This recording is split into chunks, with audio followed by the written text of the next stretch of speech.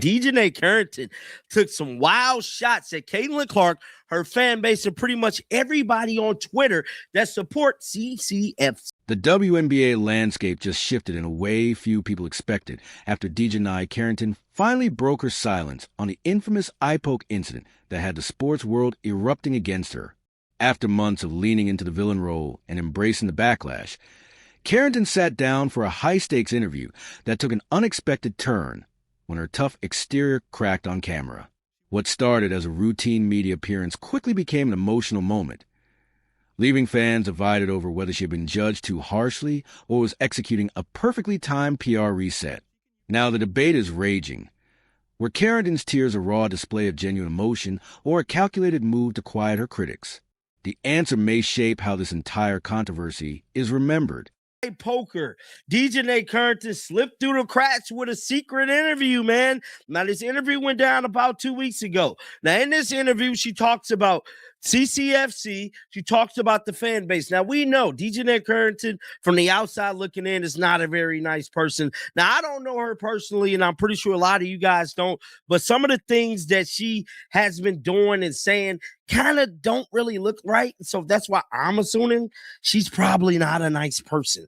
Now, with that being said, she definitely isn't a big fan of Caitlin Clark. She falls in the criteria of like the Asia Wilsons, the Angel Reeses, and pretty much the Cheryl Suits of the. So here we are again, right back in the middle of the drama, as DiJonai Carrington decided to speak her truth on the Underground Lounge podcast. For those who haven't followed every tweet, clip, and sideline moment, Carrington has long been cast as a final boss of the so-called We Hate Caitlin Clark crowd.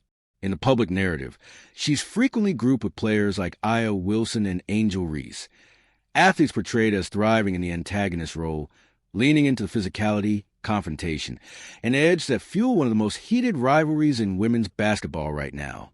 DiJonai Carrington, like I stated, did an interview on a podcast, man. I believe this podcast is called Underground, The Underground Lounge. I believe this is Lou Williams here. But guys, you got to check this out. Let's play it right now. But this sit down with Lou Williams was completely different. It opened with the usual lighthearted athlete banner, as Carrington joked about not putting on deodorant or lotion until she gets to the arena because she wants to feel fresh when she hits the floor, a moment that had fans laughing about being ashy in the green room as the real key to elite defense. Once the jokes faded, though, the tone shifted quickly. The conversation turned to the playoff moment that's had the basketball world locked in for months, when DiJonai reached out and accidentally gave Caitlin Clark an unwanted eye exam with her fingernails. At the time, she brushed it off, joked on social media, and told the CCFC crowd to move on. Sitting on that couch, however, her energy changed, making it clear this time the story wasn't being played for laughs. A very, very specific one. Yeah. You think that was helpful to the game, or was it harmful? Because the league need eyes. Both. It need promotion. Like right. I always said, like when it comes to the WNBA, when it comes to the W, I used to say, man, y'all need personalities. Mm-hmm. Y'all need more marketing, more media. Mm-hmm. And I was like the guys, people care about what y'all doing off the court. Mm-hmm. I think y'all doing a really good job of that. But then it brought so much other attention when other popular players got into the league. Like it just brought something that shit was. It was like nasty energy. Yeah. Like hateful. She began opening up about the ugly energy that's been coming her way, describing it as hateful and downright ghastly. There's a certain irony in hearing someone who often enjoys striking the match now speak about being overwhelmed by the smoke. Carrington explained that the backlash has gone beyond the court, revealing that even her parents have been sending her videos from content creators who, in her view, are spreading false narratives and making things up about her, adding yet another layer of pressure to an already tense situation. We only see what you respond to, but you're dealing with that shit all day long. Yeah, I feel like a lot of us are, and it's like you try to not, focus on it or whatever, but it be under your pictures, not even just like DMs where you have to go searching for it. It be out there in the open, posts, YouTube. Like my parents be sending me videos of people making up stuff that. She looked straight into the camera with real tears in her eyes and insisted that if something didn't come directly from her mouth, then it simply wasn't true.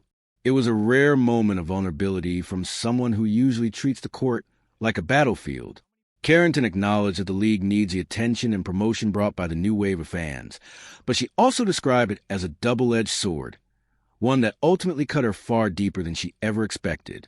Go ahead and say it. Caitlin Clark fans, she about to slip up and tell it like it is right now. Speak her mind. And this right here is why she get a bad. She didn't hold back when addressing the so-called Twitter gangsters and content creators hiding behind anonymous accounts, openly challenging them to show their faces if they were going to talk trash.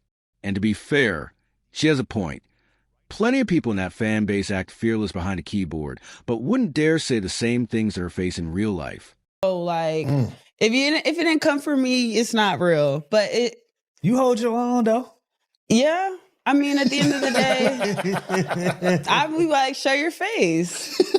Let's talk about it. And they never want to. No, they won't. As soon as you respond, they crickets or their page is deactivated. Yeah. Oh, yeah. Or they just screenshot it and then post it on another social media. Yeah, she responded to. She claimed that whenever she responds to a troll, their account suddenly disappears or gets deactivated, turning the whole situation into a strange case of the bully feeling like the victim in a world where the internet has no referee.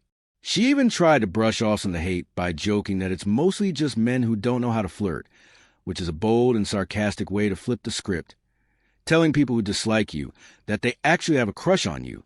Even through the tears, that sharp edge was still there. But the real question is whether any of this actually counts as an apology, because she never directly said, "I'm sorry to Caitlin for the eye poke." Instead, it felt more like a general apology about the toxic state of the game and a plea for the negative energy to die down, suggesting that being cast as a villain is starting to wear her down. Meanwhile, Caitlin Clark has stayed completely silent, as usual, living her life, playing her game, and letting her fans do the talking online, which may be exactly what frustrates Carrington the most. When one side is demanding attention, and the other refuses to engage, the tough persona can start to look desperate. The league itself is in an awkward transition, with veterans feeling pushed aside by a wave of new fans who seem focused on one superstar, and Carrington clearly struggles with that reality, wanting the fame, marketing, and money without the criticism that comes with it. She talked about championships in league history as if she were protecting the game's legacy, but the truth is that the eye poke incident is what people remember most, and once you go after the league's golden figure, you become a target. This emotional interview felt like a strategic attempt to flip the narrative by showing vulnerability and humanizing herself, but years of slick comments and online mockery have made it hard for people to trust what's real. You can't mock someone one day and then ask for sympathy the next without expecting skepticism.